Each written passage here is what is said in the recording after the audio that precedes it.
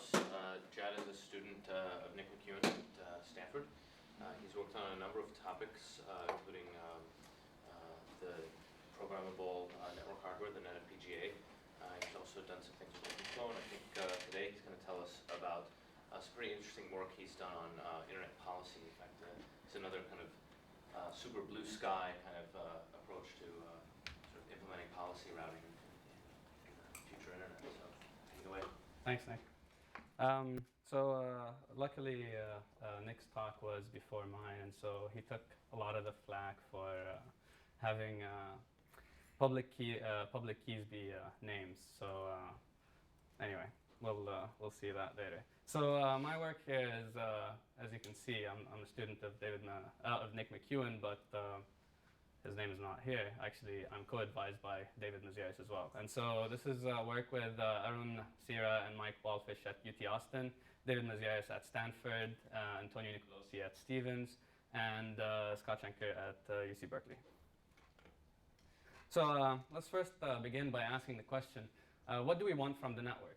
There are obviously many participants and many stakeholders in any network communication, and they all might have some conflicting requirements. So for example, a sender might want to choose the paths that are the cheapest, or the paths that correspond to providers that it trusts to send to its destination, or perhaps paths that it thinks will provide it better quality of service, maybe better bandwidth or latency, and so on.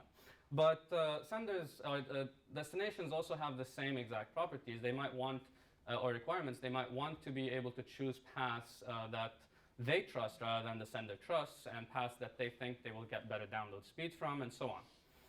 In addition, they might want to have their packets go through some middle box so that any packets that they receive, they know are clean or have been checked by some virus scanner. And in addition, if it thinks that it's receiving traffic that is dubious, it might want to stop this traffic at the source rather than have it reach all the way into its server before it ends up dropping it. In addition, some of these requirements might be things that the providers themselves want. So a provider might want to make sure that all packets that it transits or that it ends up providing service to also go through some middle box. And providers might have some peering agreements that also limit or restrict the types of transit or the directions of transit that they might choose. And so they might have their own requirements about the paths. In addition, there are some stakeholders that are outside the network, such as the data owners or the owners of the data that is transiting the network. So for example, if this data owner is the owner of some medical records, it might want its data to only transit trusted providers, or it might want to decide that this data should not go to anybody except for medical institutions and clinics and so on. So it's obvious that there are many stakeholders. There are senders, receivers, there are enterprises that are both senders and receivers, such as some big enterprise that has data centers. And there are service providers, security middle boxes, there are governments, there are data owners, and they all want to have some requirements on your network. And obviously, they all have valid policy goals, at least from their own point of view. And all these requirements might end up conflicting. Indeed, prior proposals have tried to sort of solve this problem, as in how can we enforce more policies for more people. But the way that they have done this is by picking some subset of stakeholders, saying these are the stakeholders that we care about, and giving them some additional control over the path. So for example, in terms of source routing over here, or in all these boxes, the X's denote who says something, who is the stakeholder in this particular proposal, and the O's specify what they can exert influence over. So in source routing, the source decides what the whole path is. And with NIRA, the source specifies the prefix of the path towards the core, and the destination specifies the suffix from the core, and so on. Unfortunately, these prior proposals are incomplete and insufficient because obviously there are many of them, and one comes out to basically say that the other one is insufficient in order to complete it, to give some more power to more stakeholders. And because they are incompatible, we cannot say, oh, we're going to use NIRA to give some power to this subset of stakeholders, and we're going to use source routing for this. And so they're uncomposable, and we cannot meet the requirements of all stakeholders this way. And so at this point, we have we need to make a choice. What should we choose for a future internet? What types of policies should we allow? And we have three choices. We can either do nothing, but that doesn't seem like the right approach because there are all these prior proposals and they all have some really good motivations. And so it seems that something needs to change. We can make a hard choice, and that's what the previous proposals have been doing, which is try to choose the correct subset of stakeholders and give them the correct amount of control in order to satisfy what we think the future internet requirements will be. But this is a gamble. This is actually a high-stakes gamble that we will actually get it right. First of all, we haven't been really good at predicting how the internet is going to end up turning out. And second, if we take a decision now, we need to make sure that this is the right decision because we're going to have to live with it for the next maybe 20 or 30 years. So finally, the last choice that we can take, which is the greedy choice, and that's do all of the above, and that's take the union of all controls. So we want to give control to all the stakeholders and give them full control. That way, we don't have to pick winners or losers, and we can leave a path for innovation later on and flexibility so that we can add new proposals or add new types of policies. But doing all of the above has a lot of problems. It's actually difficult. So first of all, it's not clear how we can combine the results of all these different policy types or all these the results of running the policy types for all these different stakeholders.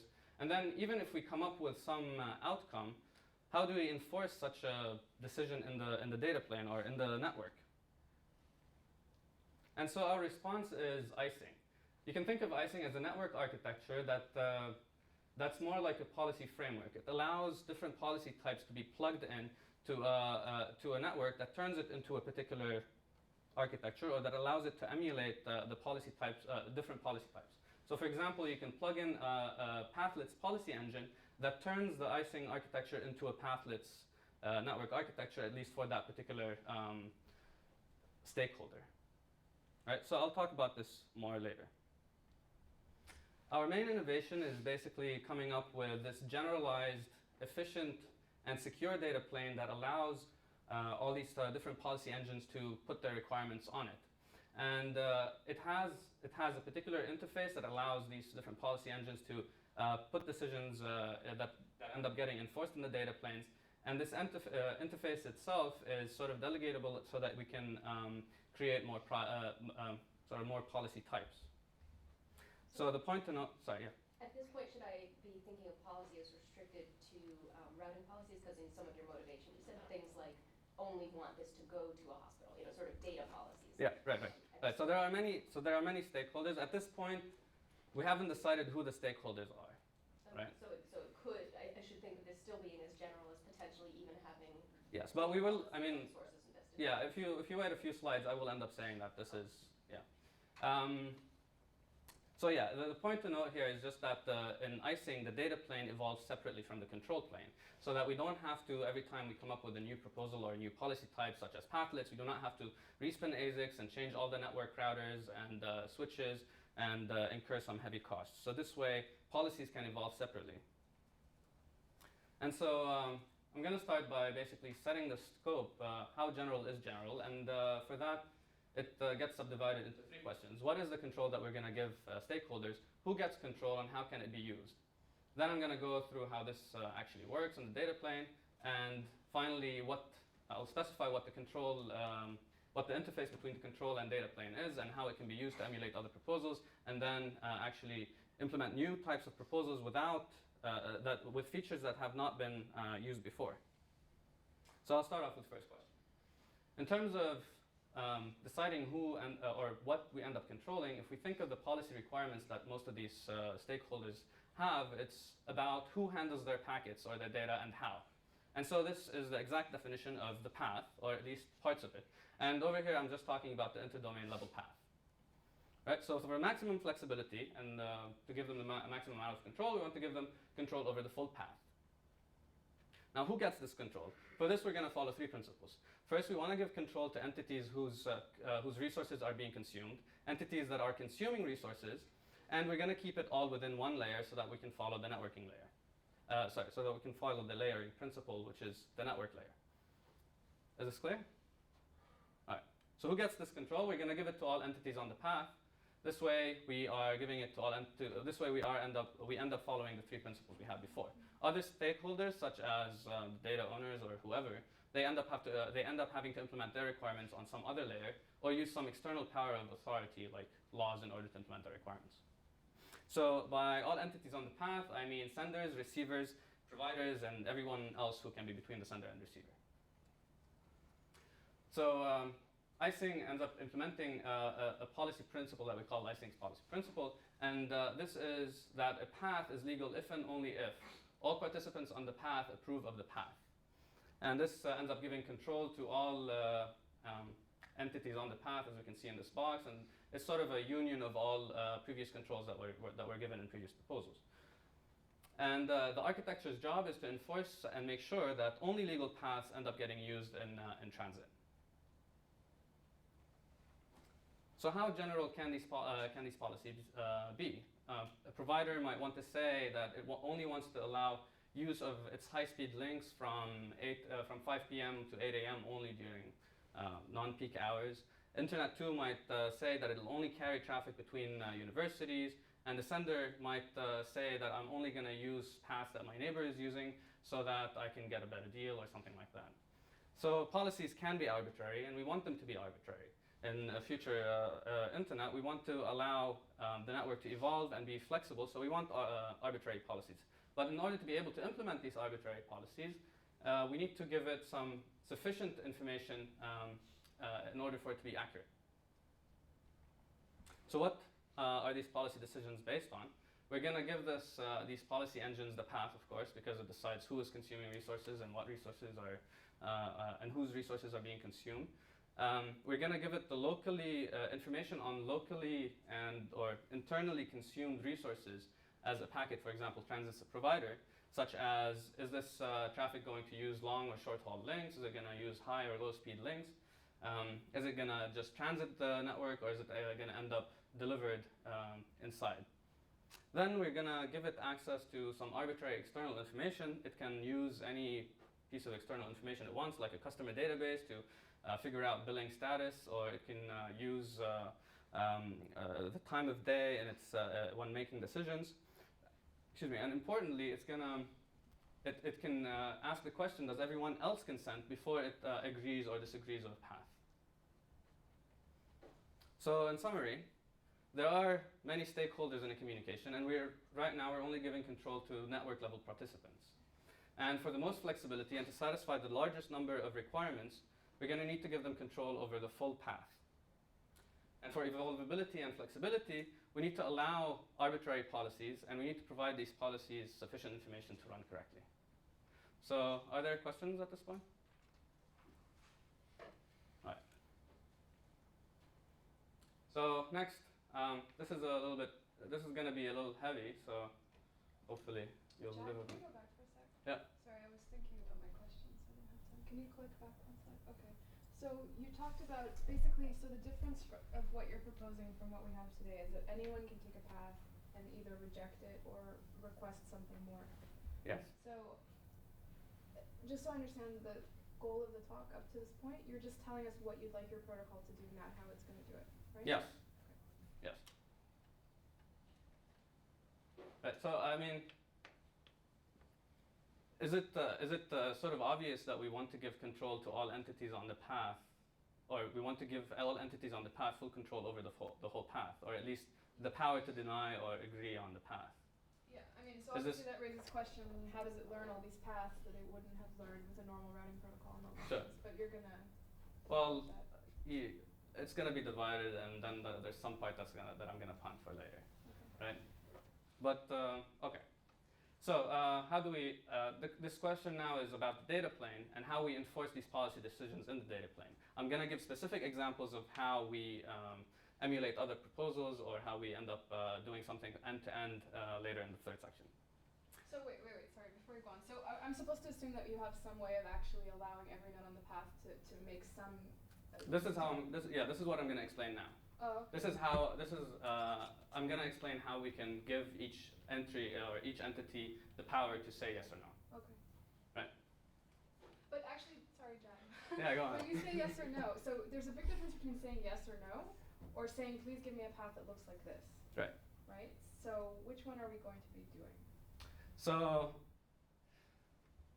okay. So actually deciding what the path is may be sort of an orthogonal problem to whether this path is legal or not, right? And so we can think of a routing protocol or a policy routing protocol like BGP only giving you paths that are legal, right? And so we can separate this problem into two parts. Let's say let's assume that there's some omniscient being that knows all entity or all paths in the network, right? For now. And this talk is going to explain how once somebody or a sender has a path, how we can decide whether or not this path is allowed, right? Or how we can enforce this consent, right? All right, so there were many talks today about how data packets do not necessarily follow BGP given routes. Well, actually, this was one of the questions. I'm not sure. It was more like BGP is not enough. But this is more about given that there's a control plane, assuming that the control plane works correctly and perfectly, it's not necessarily true that the data plane itself will follow the control plane, right? So in order to actually get this to work, there are many challenges. And today I'm just going to explain the first two, which is how do we enable arbitrary informed policies in terms of what paths to allow, and how do we enforce these policy decisions at line rate in the data plane and make sure that the data plane is following the control plane. Other things like handling errors and delegating access and bootstrapping, I'm going to punt for now. So we're just going to do what the previous proposals have done, like 4D, which is take the router, and instead of putting both the control plane and the data plane inside it, just take out the control plane. And we're going to take out the control plane and put it in something that we call the icing consent server. And that icing consent server is going to make all these policy decisions. The data plane's job, which is the icing forwarder, is just to enforce policy decisions. Right, so in order to enforce policy decisions, there are two things that we need to do. First, we need to make sure that the path is legal. And second, we need to make sure that the path is followed. Right? So first, I'll talk a little bit about icing. Icing first divides the network into trust domains that we're going to call realms. These realms can be considered equivalent to ASs for now, but can be arbitrarily small or large. Each realm will run its own consent server, and it will run its own data plane. Let's see how it goes next. So each consent server will share a secret key with its data plane. So consent server 1 will share with its data plane some secret key S1, and so does realm R2, and so does the destination. So then when a sender wants to send a packet, it's going to somehow obtain a path for now. Let's assume it somehow gets a path. And then it's going to have to ask the consent servers whether this path is allowed. So it can ask, so it'll ask consent server 1, and consent server 1 will say, yes, here's my cryptographic proof of consent. It's going to return this thing we call a POC, which is the MAC of the path under the secret key that it shares with its data plane. And this POC is going to be what gets verified in the data plane in order to make sure that that its consent server has agreed to the path.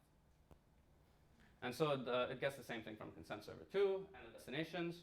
And then what it puts in the packet is the path that it wants to use, as well as these POCs that it obtained from these consent servers, as well as the data. And then because these POCs are created through a symmetric shared key that it shares with, that each realm shares with its consent server, the data planes can verify their correctness. How does the sender get consent to talk to consent? Right. So that's why I was saying I'm gonna skip bootstrapping for now. Yeah.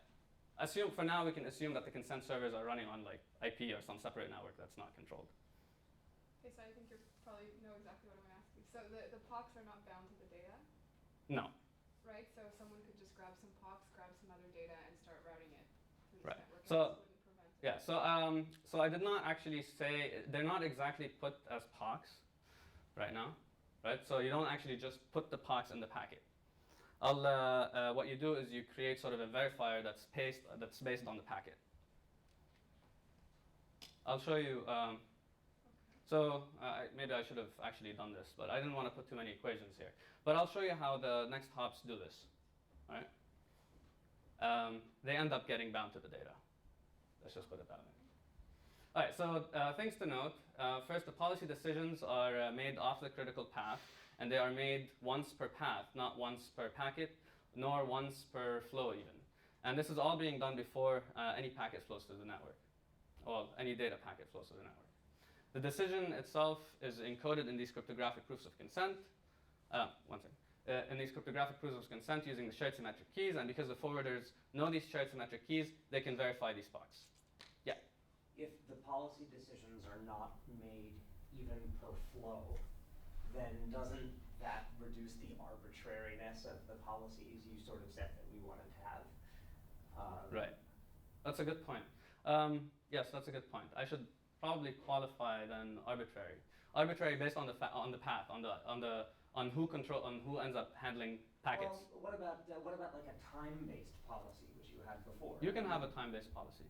That's not just a per path condition, though, right? So these POCs actually end up expiring. Yeah, I can believe that there's some time thing in Yeah. there, but the phrasing is funny because it's not just a path-based policy control, then, right?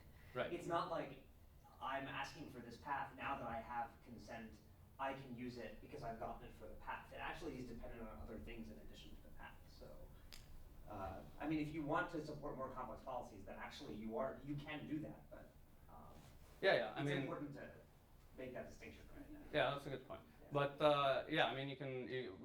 you're right. I should probably make it more precise. Yeah. Chad, can you go back one slide? So every sender has to contact every consent server in order to establish a path to the destination. For now. Okay. I'm gonna relax this requirement. So I'll just talk about it later. Right. So second, forwarders need to make sure that the paths are actually followed. Right. Now the problems that we face here is that because we want to run at backbone speeds, we cannot use signatures, and we cannot use public key cryptography on the fast path. In addition, we cannot, because the internet has mutually distrusting entities, we cannot have a central root of trust, unlike the talk that we first saw today. And we cannot pre-configure things between all entities, and so on. So Icing solves these problems, it overcomes these hurdles using some new authentication techniques that I'm going to discuss now. So what we end up doing is we're going to add verifiers into the data, and these verifiers are what's bound to the data. All right. So each verifier that's particular to a particular realm, or that belongs to a realm, verifies to that realm that everyone upstream from it has seen the packet and has indeed forwarded it. So it acts sort of like a signature, but because we cannot use signatures, we're going to have multiple of these, one per realm on the path. I'm going to talk more about how they work next. So first, note that the names of the entities along the path, the sender, R1, R2, and the destination, are all public keys. And instead of using the hash of the public key, we're going to use elliptic curve cryptography to make the public keys short. And so the names are about 160 bits. Or it's like 160 bits. Well, they're supposed to be 163 bits, but we use a trick to make them 160. Anyway. So like we said, the sender sends the packet and it puts in POC1, POC2, and the destination of the POC. In order to make sure that the path is being followed, we have to do two things. First, we need to verify consent, make sure that the consent server has agreed to the path, and then we have to prove, it has to verify consent, and it has to make sure that the packet has been following its path so far. Then it has to prove provenance. It has to prove that the packet has passed through its realm by proving provenance to later realms. So an example follows.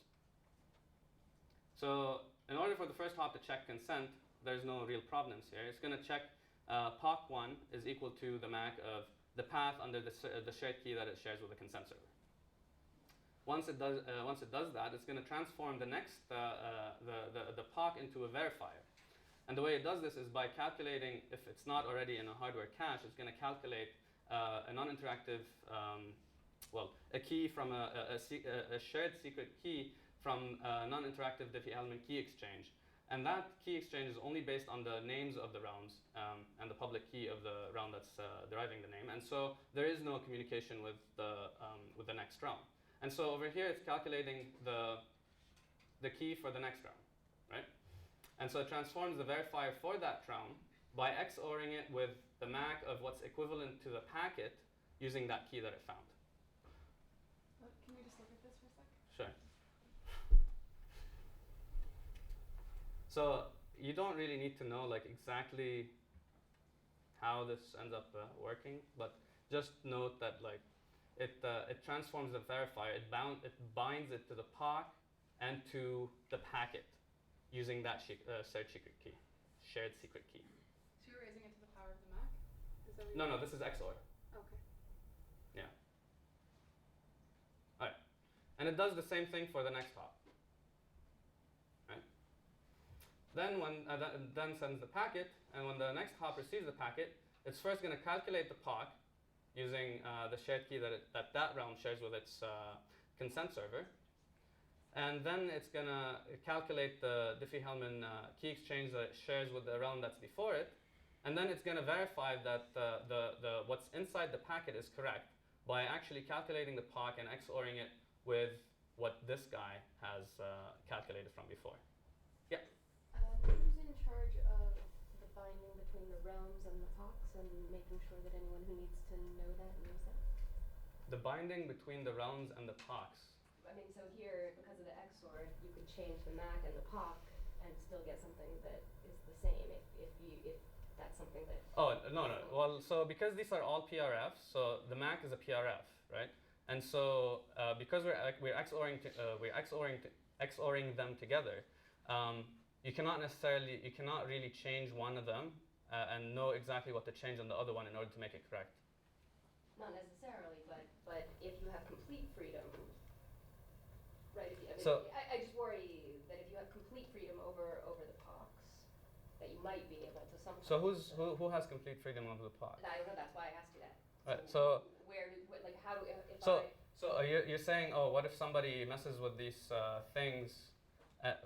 What if somebody messes with the POC and then makes the packet invalid? I guess so if I'm trying to... I didn't follow completely who uses the verifiers where, but I'm just worried that you could create a pair of a you could create something that verifies if you have flexibility to change both of those parts. So I'm not sure who. So who ends up would need changing? To know Yeah. So who ends up change POC2 would be valid or not. Right. So who ends up changing these entries? Who ends up being allowed to change these bits inside the packet? It's only the entities that are on the packet, that are on the path of the packet. And so if they want to make the packet look incorrect, they can just drop it. They don't have to, or they could just mess with it. Right. Why is What it if they wanted to impossible make for an someone incorrect else? one look correct? Why is it impossible? Oh, no, you should answer Rebecca's question. Well, I was just going to say, why couldn't they make an incorrect one look correct? Right? Why couldn't I try to insert a packet partway through that didn't actually get Right. verified along the way? Right. So this sort of relies on the fact on the cryptographic properties of these things. This is sort of an aggregate MAC. Right, but it's got to come also from the order in which they're right. I mean, so it doesn't matter what whether. you're saying is that even if I could arbitrarily change the POC, that wouldn't be enough to tell me what to change the MAC to change the verifier. Right. Okay. So how would you be able to change the POC and then? So these things are calculated independently, right? Depending on what Right. you If you can construct it in the other order, starting from the things you Right. do know. So here's the trick, right? The POC itself is being calculated from the path that's in the packet with a secret key, right? That's my question. So I was missing that. so you cannot really change the POC because the forwarder knows what the POC has So to be. that right there, that's step one. That's the statement of what the POC has to be. Exactly. Sorry, I missed that. the key exchange thing anybody could compute. Right, I was about to. Anybody? I mean, because it's just based on the realm names, right? No. So okay, so yeah, I should Or is it explain. realm names So the plus Diffie-Hellman. other stuff? Okay, so the Diffie-Hellman key exchange relies actually on 3 things, not only on 2 things, right? So I should have actually explained this. You need some Right. agreed- So if you assume Right. R1 has basically 2 keys, right? It has some private key and some. Actually, let me just. I'll quickly go through like Diffie-Hellman. Right. So there's some private key. There's some public key. Right. And then you know some public key for somebody else. And what you want to calculate is some shared secret between these 2. The way Diffie-Hellman works is that what you can do is there's some function. I don't exactly. I mean, it's okay. I'm just going to say there's some function which is a Diffie-Hellman key exchange function, which takes the private key. Let's call these priv key 1, priv key, public key 1, and this pub key 2. And then you put priv key 1, pub key 1, and pub key 2, and out comes a shared secret. So Jad, with, Right. with this approach, And this is symmetric so that the other guy can also Yeah, do it. sure. with this approach, you can't refresh the key 1, 2, right? It's the same key for always Right. because it's tied to the realm name. Right. So if one of those keys gets compromised, key 1, 2 is compromised. Yeah. And you. And you need to this change the realm name. architecture doesn't. So you need to change the realm name. Yeah. Okay, so that's what you would need to do. in Yeah. this architecture. Okay. So in practice, the thing that's private. So where does that come from in the? So when you calculate the so in this public keys have a particular particular. step, I mean? Sorry. I'm sorry. In this particular step. So when because the realm yeah, names are public, so right? when a realm wants to name itself, it's gonna run a key generation algorithm that gives it a public key and a private key. It's gonna keep the private key secret, and it's gonna publish the public key as its name. So that's what you're talking about as the name. Okay. Yes. Instead of IP addresses, such as this is what we're doing is very similar to AIP, where we're All of the using names are yeah, IPs. exactly. Yeah. Okay. All right. More questions? All right. So nobody has yet tried to explain the cryptography in any talk, and so this is good practice. So yeah. I was just curious if there's any interaction between the key generation algorithms and the DH exchange. That is, you're at least assuming that sort of is all okay to compose those. Yeah. Yeah. So I mean, it's okay. So I mean, we're assuming ideal. All these operations are ideal, right? All right.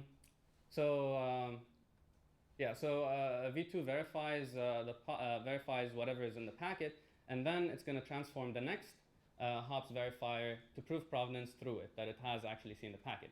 And so in order to do this, it calculates the secret that it shares with the destination over here, V3, and then it XORs an additional verifier in, right? And so effectively what we have is sort of like a wrap MAC for the packet. So every next realm has an additional layer because it was put in by the Right. previous But- one for. But you'll notice that the total number of cryptographic operations that any of the realms on the path has to do is proportional or equal to the number of hops. Remaining. No, to the total number of Oh, hops. because you're also Because it putting verifies verifying for the and then you yeah. prove, Yeah. right? So this is why this is scalable and why it can run at line rate. All right. So then it sends the packet to the destination. Destination does the same thing and verifies it. All right, so things to note, that the packet carries the full path, which is a list of the public keys, and these verifiers. And each realm will use this shared key that it calculates with all the other realms on the path. It's either going to use it to verify provenance through upstream realms, or it's going to use it to prove provenance to downstream realms. And there is no key distribution because we derive all keys on the fly from the names, and it resists attacks such as forgery, injection, short-circuiting by passing any particular realm. So, Yeah. by the way, fascinating because I've never seen something like this before. So do you mind just going back and explaining one more thing about Sure. it? So why, can you put the things, okay. This one? Yeah. Alright. So the verifying proof, the V's, they can only be verified by the next guy next to them. Is that right? They can only be verified by the? Like, so V2 can only be verified by the guy who's upstream of 2. Is that No, correct? V2 can only be verified by R2. So V2 is designed for R2. So basically what you're, so the property that you're getting is that anyone can, so if I get something from the guy in front of me, I can verify that he got it. And I have to trust him to verify that he got it from the guy before? No. What that's So that's the thing, right? You don't have to trust anybody. You just need to make sure. So the property that you get when you reach V2, right? If V2 when you reach R2, if V2 checks out, it means that the packet has gone through all the rounds that it says that it has gone through. So I only have to check V2? Yes. Why? Because V2 will have verifiers from each hop previously on the path. XORed with it. Yeah. But how do I know that they're? That those verifiers are. Yeah, why didn't you just? So if make one up of these it? verifiers is incorrect, that means the whole thing is incorrect, Right. right? So something bad has happened, and I know that something bad has happened. I Right. can do it. Sorry? How do I know that? Because I V2. don't know what, I can verify that, I'm, say at hop 3, I can verify that this transformation of V3, yes, worked between the V3 and the MAC of, between the K23, so I know that. So yeah, V3 Section 2 computed a V3 in a way that looks okay to me. I don't know that it followed the rest of the path. So yes, so that's exactly right. It means that this previous guy gave me a V3 that is correct. Do I know that he actually? How can I make sure whether or not It passed through. it actually passed through? And that's dependent on the cryptographic properties.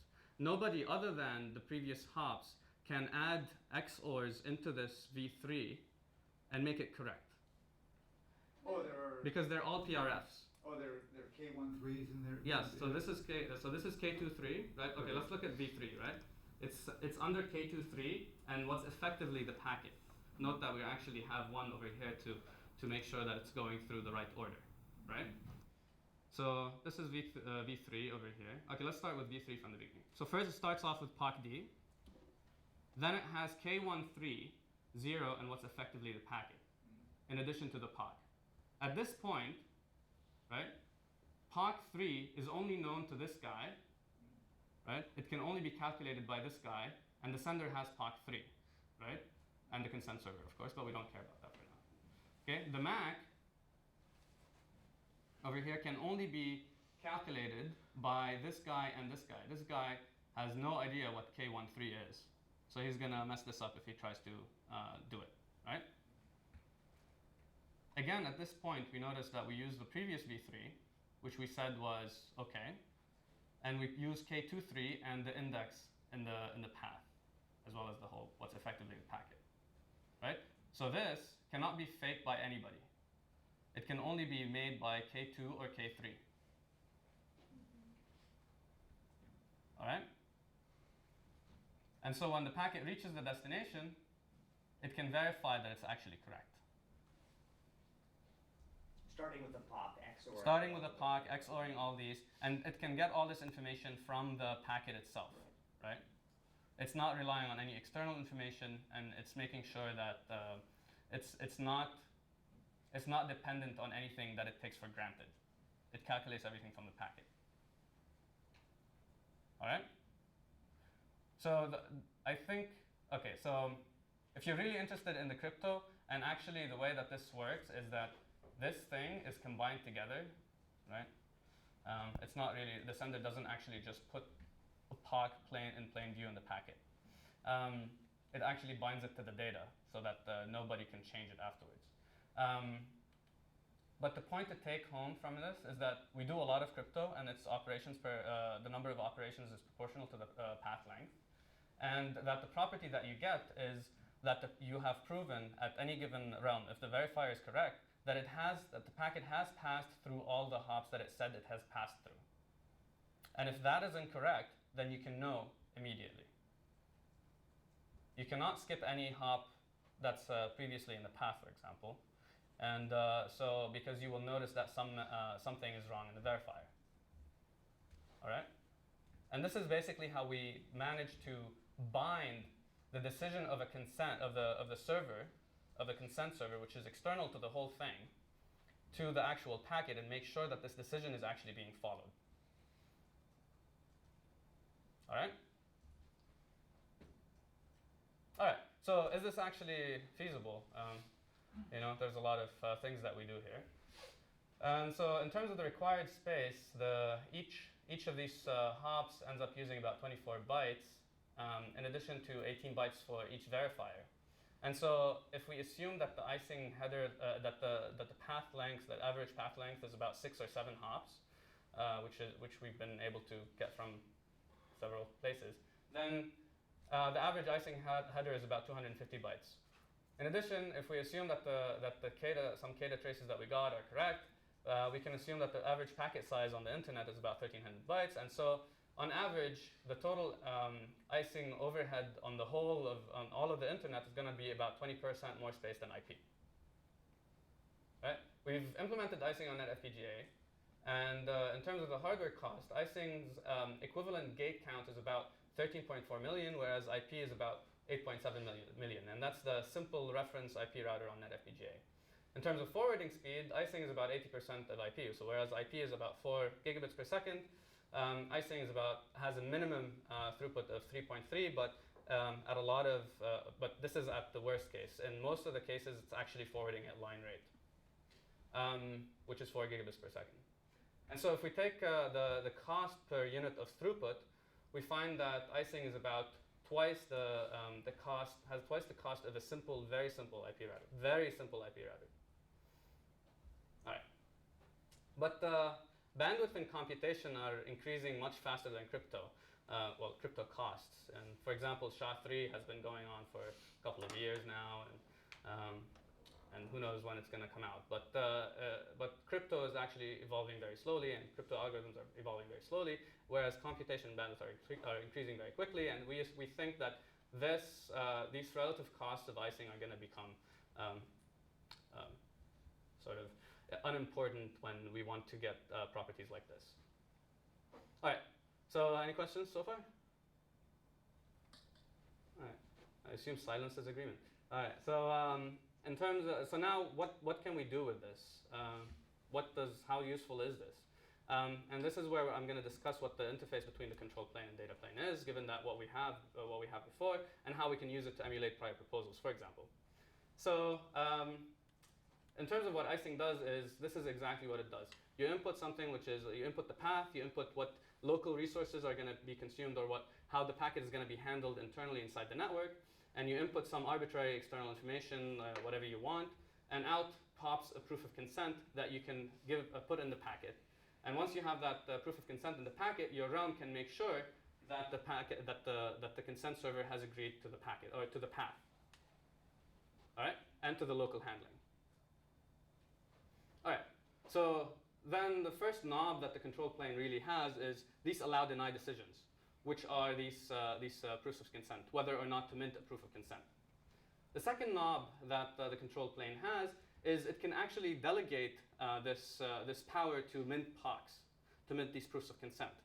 And by delegating this power, some other realm can mint POCs on behalf of the delegator, right? And it can only delegate, it can also delegate this in a constrained way so that the person it delegates this to can only use some particular local resources inside the delegator, right? So it constrains this POC minting ability over some local types of handling inside the delegator, right? So it's constrained. It's not, I'm going to give you full power, right? So then the customer, or if in this example we have a provider giving customer some power, the customer can now mint POCs on behalf of the provider for the sender. effectively, the provider has this intermediated itself from these policy decisions that are that correspond to the customer and the sender, right? But because the provider can say, oh, I just want the customer or anybody who the customer gives consent to be able to use, for example, links 1 and 3, the provider is still asserting its control, right? We use the same exact mechanism as well for, well, actually, yeah. And we use the same mechanism to provide bootstrapping. Is it easy to describe the kind of delegation that's possible and not possible? Can you summarize that, or are there technical things involved in the crypto that make that? I'll try. So in terms of what you mean, your question is what types of local handling can we restrict? Right. Right. And the way that we have done it is that we add to each realm inside the path. We add to each realm sort of a mux, sort of a locally meaningful, some locally meaningful bits, which we call the V node, right? This V node is 32 bits, and it specifies, it tells the router basically how to handle the packet, right? What to allow for the packet. So when the path, okay. Wait, are you talking about minting POCs at this point? No. This is okay. So. I thought. So when you mint the POC. At first, I thought that the delegation was in order to, for this consent decision, like right. you can right. delegate possible creation of POCs or not, as in order to consent. Right. Okay, so there must be some. Okay, so then there are conditions for what you can and can't restrict in that delegation, right? Yeah. So yeah, exactly. There are conditions for what you can or cannot restrict, and what you're saying the way to enforce that is through these bits that will. Yes, and the way that you enforce that is through these bits. Exactly what you end up restricting is encoded in that sort of vnode bits. Okay. Right. Okay. So what kinds of things can you and can't you encode in these bits? So the simplest thing that you can restrict is links. Which links can you use?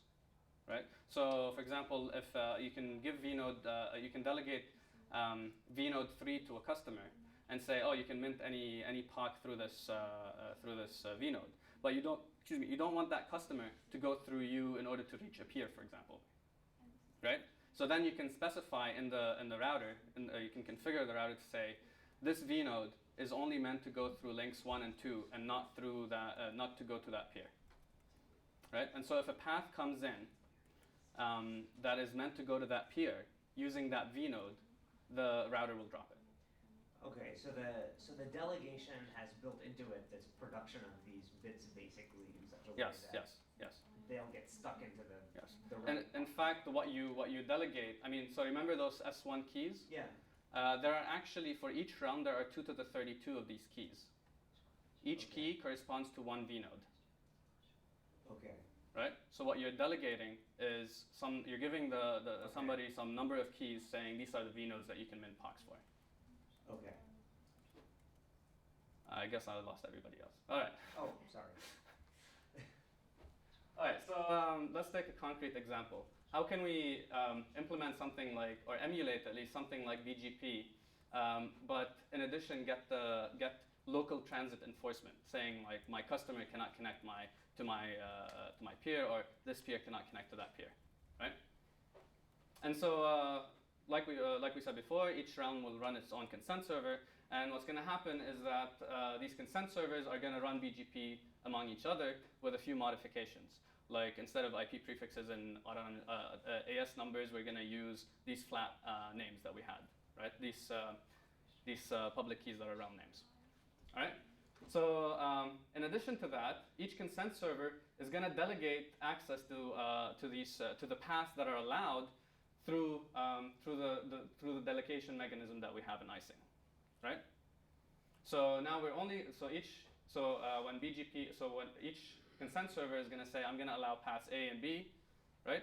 And I'm going to delegate access for A and B to everybody in the world. I'm going to make access to these public so that anybody can mint POCs in order to use these paths.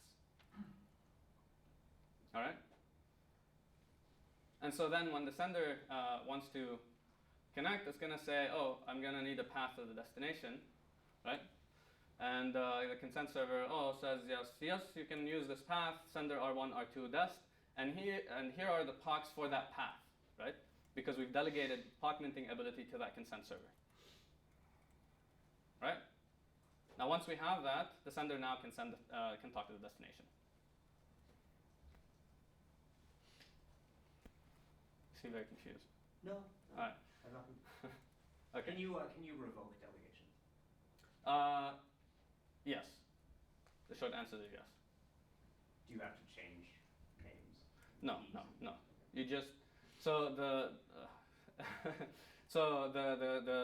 V nodes, the V node bits are sort of organized in a prefix way, and these keys are calculated hierarchically. So if you want to revoke some subset of keys, you just need to change the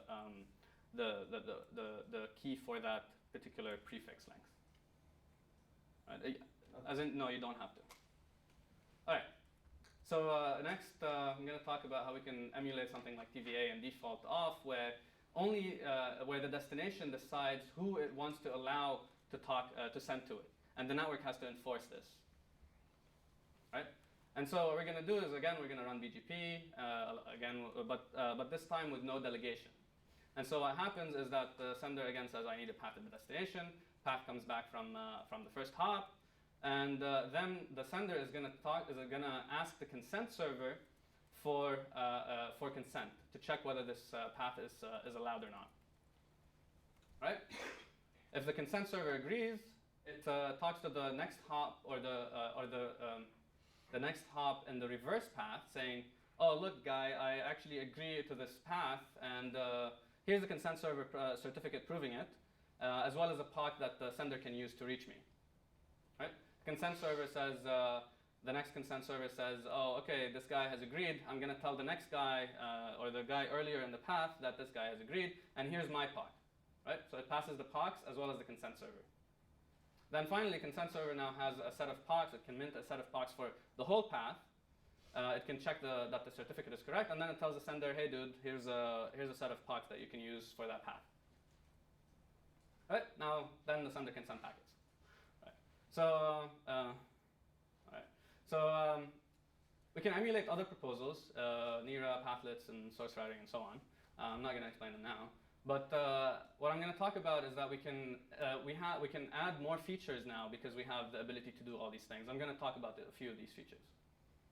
So there's something that we call sync routing that hasn't been done before, and this is sort of analogous to source routing, but instead of the source deciding what the path is, it's going to be the destination. And so what happens is that the sender will ask the consent server for a path and its POC, and the consent server for the destination is the one that returns the path, rather than anybody else, right? And so this is sort of useful for organizations like the military or hospitals that want to make sure that they're receiving traffic through trusted paths or not through competitors and so on. All right. The next example is how we can enforce dropping of illegal packets early on. And so this is going to work very similar to the TVA, where we had this consent certificate saying realm A agrees to using this path. And what's going to happen is that the sender, again, sort of has some path from somewhere. It's going to talk to each consent server, and each consent server is going to say, yes, here's a consent certificate saying I agree. And so each of these consent servers agrees. And then once it has a full set of consent certificates, it's then going to ask for proofs of consent. It's going to give this set of certificates as well as the path to the consent servers, and the consent servers can check that everybody else has signed off on the path before it prints out a POC. Okay? This way, if a packet is illegal, it can be dropped at the first hop. All right, so then they give out the POCs. All right.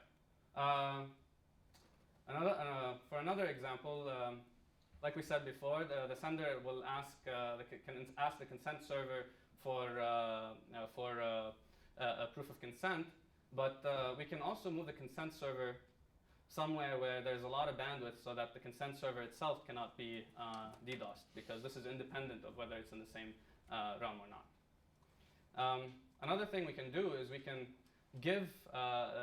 delegate access to employees of our network so that they don't even have to talk to a consent server. And if we have something like hierarchical fair queuing, we can make sure that the employee always can reach the destination. Right? There are other uses that come from the various properties. So multipath, for example, because we have source routing, quality of service, billing support, and so on.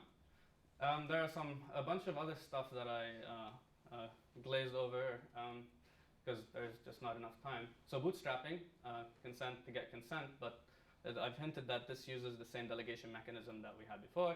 Key management and expiry and compromises, network failures, more details on the cryptography, and then there's some additional things on the control plane, how we find legal paths to begin with, also sort of a bootstrapping problem, and other details.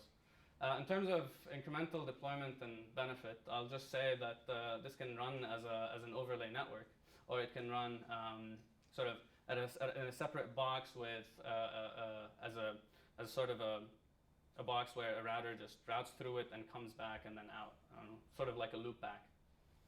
And you get incremental benefit from deploying it, such as getting authentication that you are going through that it's employees who are connecting to you. You can get authentication that you have passed through a middle box and so on. So there is some more work in terms of how we can implement very powerful policy engines that flex the full power of icing, or at least the icing data plane. There are some special cases of replay attacks and some corner case attacks, but they're not. We don't think that they're really very important. We have to still quantify control plane overheads, and I think this is actually kind of cool that we can now come up with new business and economic models, because the customer does not necessarily have to be the previous hop. It can be any hop along the path, or it can be even the hop that's forward, that's later in the path. All right. In summary, I've talked about a framework for the future internet that follows the principle of consent, which is we want to give all entities along the path control over the path. And icing enables plugging policy engines into the framework so that we can enforce the policy engine's decisions in the data plane. And it's flexible, evolvable in general, and I've given some examples of how it can work. All right, that's it. Questions? Yeah. Why replay attack is not an important problem in this?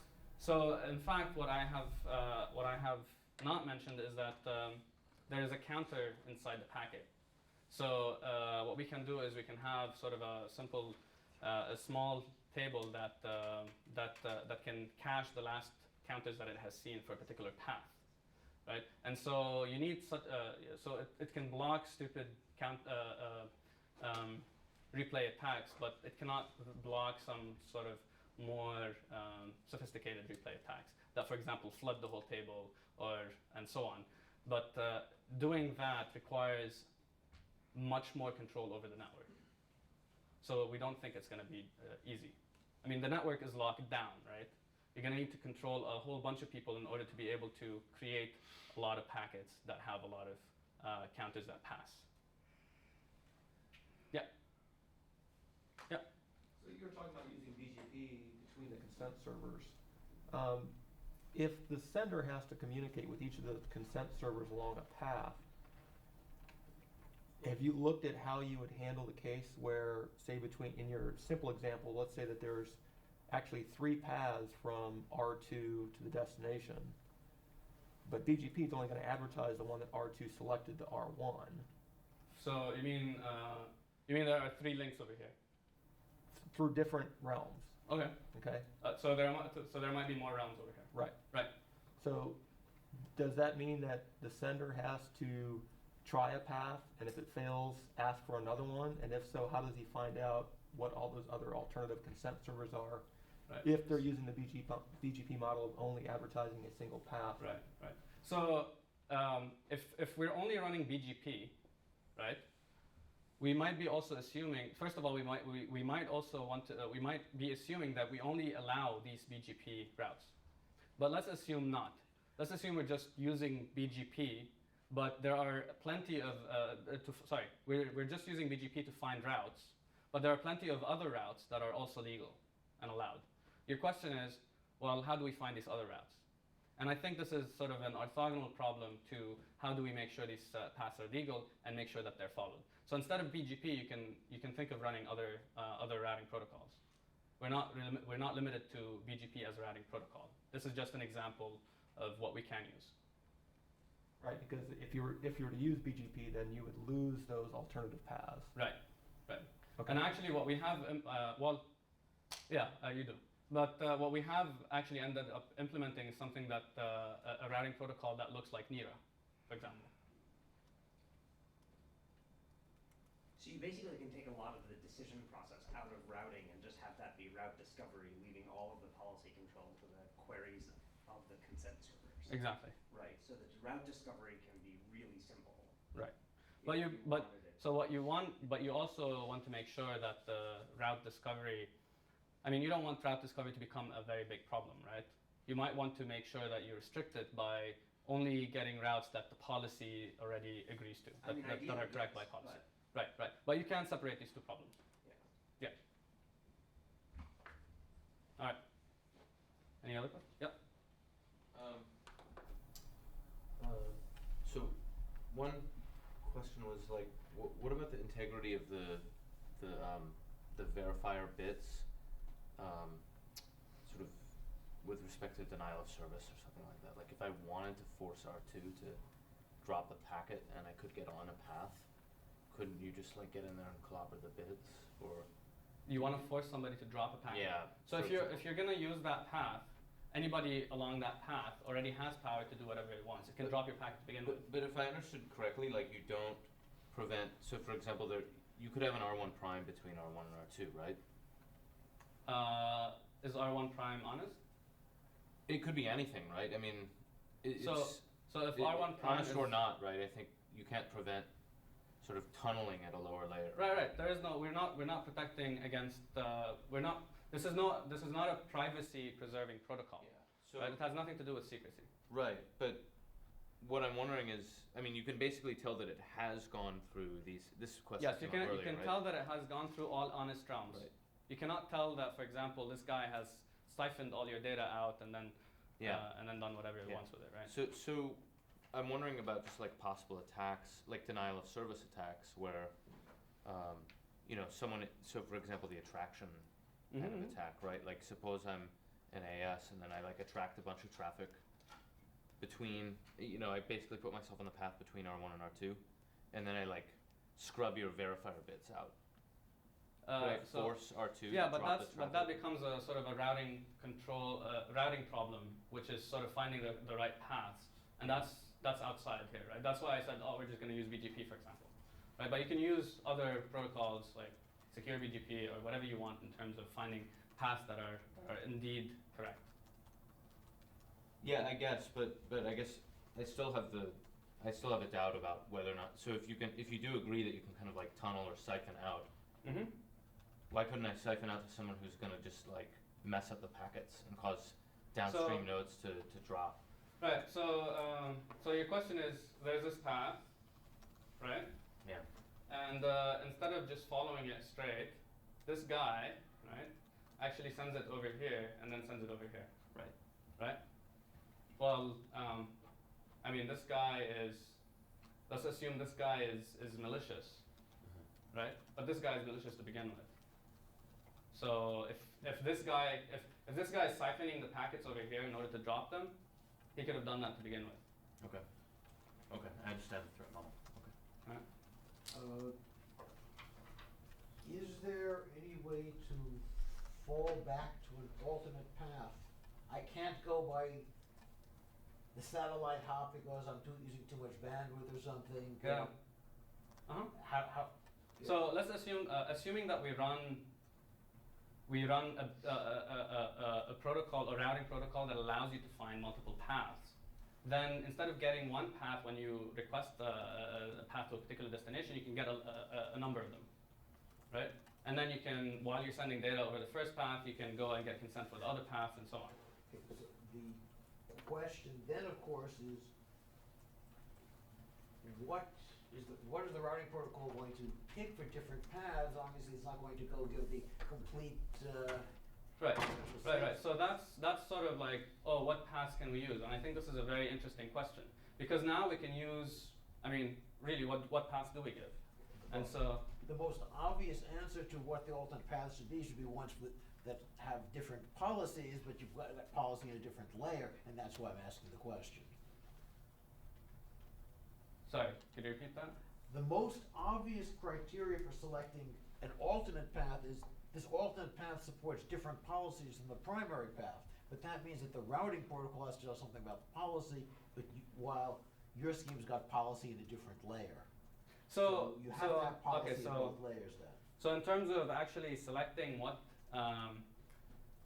path to give, if you remember what we're giving consent based on, so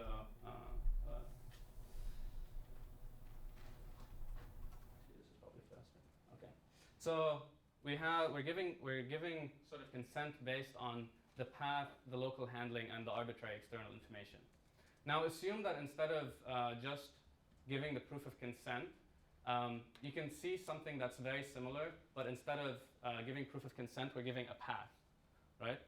So, I mean, I imagine that selecting the path, the exact actual path, does not necessarily have to be within the network layer. It doesn't need to, it can involve application level preferences. You're missing my point. My point is that for the routing layer to come up with alternate paths based on policy, it has to know something about what the kinds of policy are that the consent servers are going to agree to. So you're going to have at least similar policies at two different layers. Okay, yeah. I always get nervous anytime there's the same information in two different spots because it will get out of sync. But that's generally speaking what my concern is. So, yeah, I mean, really the way that we imagine this getting deployed is that the consent server is both a consent server and a path server at the same time. But I think what you're asking is, well, let's assume that we have this sort of omniscient path server that knows all possible paths. And let's assume that this guy can say, like a sender can talk to it and say, hey, give me all possible paths to destination X, right? The question is, how does the sender decide which path to use? I'm not even asking for omniscience. I'm saying, realistically, that there are going to be policy considerations that go into making alternate paths available, and that's. Yeah, but that's not necessarily true, right? You can imagine that that there is this omniscient server that knows everything, right? And the policy decisions can then only be made at the consent server if you really want to do it. Right. But if you only. But since I don't believe in implementing omniscience. Right. But so now your question is, okay, well, now I just want to return this path. I don't want to expose all these paths. I just want to expose the paths that I will approve of to begin with, right? Then that's what I was saying. We will implement both the path server and the consent server in the same. How do you know what the possible paths are among a realistic subset? That's the question. I suggest that the routing layer is going to have to make queries to the consent server as well to avoid having to have policy specified in two different places. Right, I agree. Yeah, agreed. Yeah. So kind of raises the interesting question of what happens is after you've got this all set up and you're communicating and now there's a failure on one of the links in the consented path. What do you do then? In the consented path, then you can just if you found that if you had already given multiple paths at the same time, instead of just using one path, you can just switch and start using the second path. But you haven't done that. You just said, I've got one path, but I've consented to, and now one of the right. So I mean, imagine to start all over again. Right. So imagine that when you first get the first path, right? You start using that path. Right. And while you're using that path, you get consent for the second path, so that if the first path dies, you start using the second path immediately. Okay. But you don't have to do that, that would be an add-on, that would be I mean, is that an essential part of so your I mean, no, so this solution, is, or is that an add-on? so sort of this is, I mean, this is not, what we have built is basically, what we want to say that we have built is just the data plane and that interface to the data plane. Exactly how this consent server gets implemented, how you find paths, how you find alternate paths is sort of at the control plane layer, right? And this is this is the important point here, which is now you can build all different types of things on top without having to respin ASICs and change your network and take out routers and switches and so on and change them, right? All right. Any other questions? No? All right, thanks.